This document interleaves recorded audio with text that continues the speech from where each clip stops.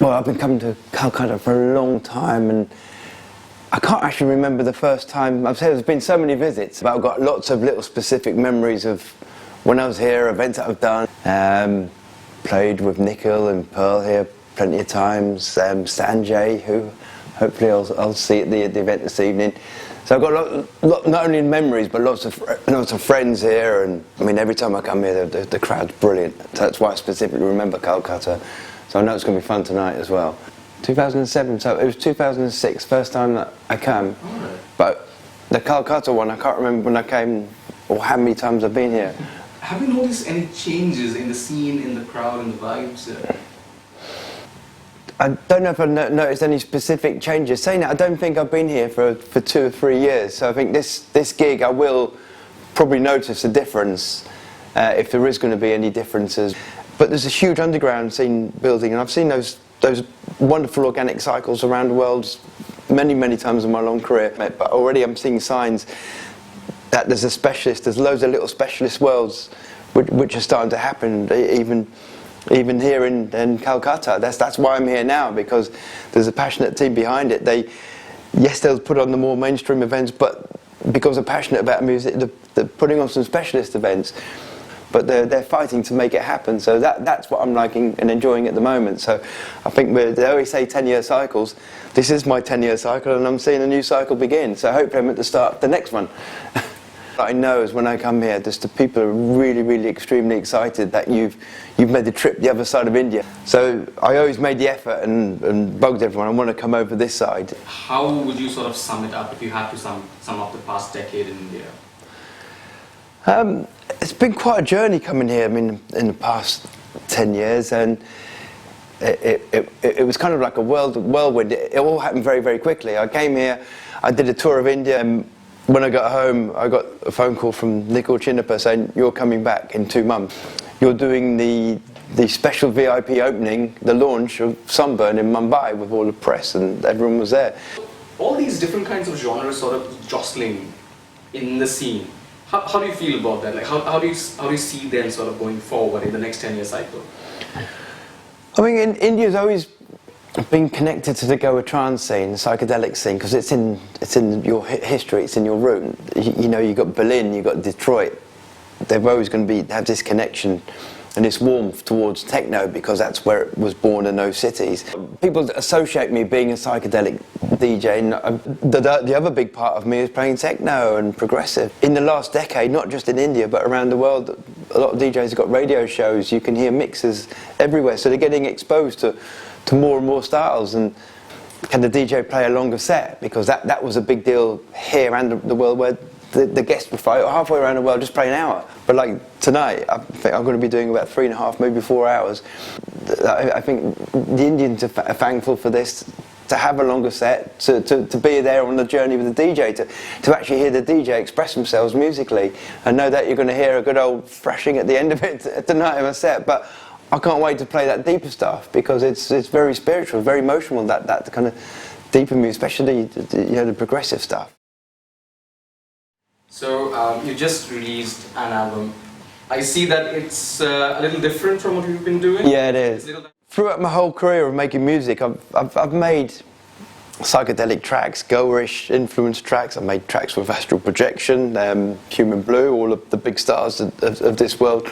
But I've never done a full-on dedicated Psy album. I just felt the time was right, because I'm seeing two worlds coming together, and they've been embracing the Psy sound, and the Psy sound's been coming over to the trance world. So you've got this bridge in the middle, and you've got this new world in the middle. You've got this new sound coming through.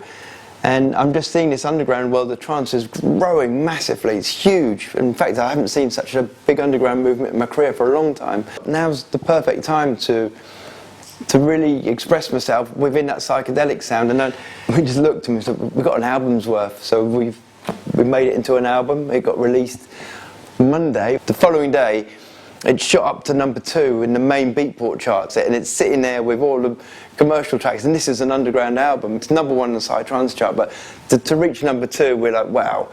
This is also signs that things are changing. never mind it as number 2, but even in the top 50 or even the top 100, it would be very difficult to reach that amount. There was no marketing plan, or it was just literally, I've made these tracks, put them in an album, release it, and then to see the results of this was like... India has a huge producer scene happening, and I'm sure you've noticed that. Yeah. Anything that you would like to talk to them about?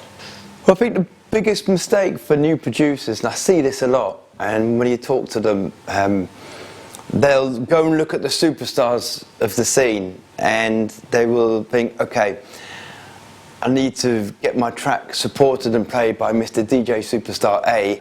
I'll just adapt my sound, and once he's played it, the bookings are going to start coming in, and when I'm touring the world, then I can start doing what I really want to do. That's a big mistake, because everyone else around the world is thinking that. Plus, I think fans, they like honesty, and I've been honest to what I do musically. I'm honest with my releases. They know what I release is actually what I like. And there's nothing worse than when you see these producers, they flip between genres, and you watch them moving around and think, I don't actually know what they really like. Like the puppet with the corporates behind them, and I don't do that. The people I sign, the people that my colleagues sign, is when something really, really unique stands out. We're always looking to move forward. The scene's always looking to move forward. We're always hungry for new sounds. And when someone delivers a demo that's like, wow, this is not like anything that I've heard before. So I mean, the key thing is just be honest, be true to your sound, and I mean, I've researched the industry that you're going to get involved with. Do your homework, but important thing, just be honest and just make what's in your heart. Are we maybe looking at some Indian producers to sign on? From India, no. I've got a lack of Indian producers. I think everyone knows my sound. I've got this close connect with India. Send us the demos. But I'd just like to see more and more of the Indian producers come. Favorite venue? That's a hard question because they change so much. It's a different venue each time.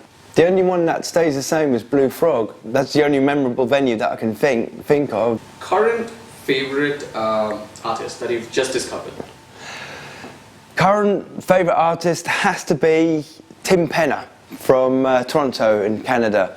Current favourite VST? I use the same things I've used for years. Every synthesizer around the world is the same. Every delay is the same, and it's synthesis. I can get any same sound from any synthesizer. All I do is put lots of effects and make them sound all lovely and pretty. Production or DJing? I've always been a DJ first. And I'll stay a DJ first, though I love producing just as much. Favourite food when you come to India? Dal makhani, and I've just had that. I adore it here, my favourite one. So one favourite thing about Kolkata? One favourite thing? I've got to go back to what I spoke about earlier, the energy from the crowd. I just know it's going to be an absolutely crazy, crazy crowd in there. They just really, really go for it. So that's definitely my favourite thing.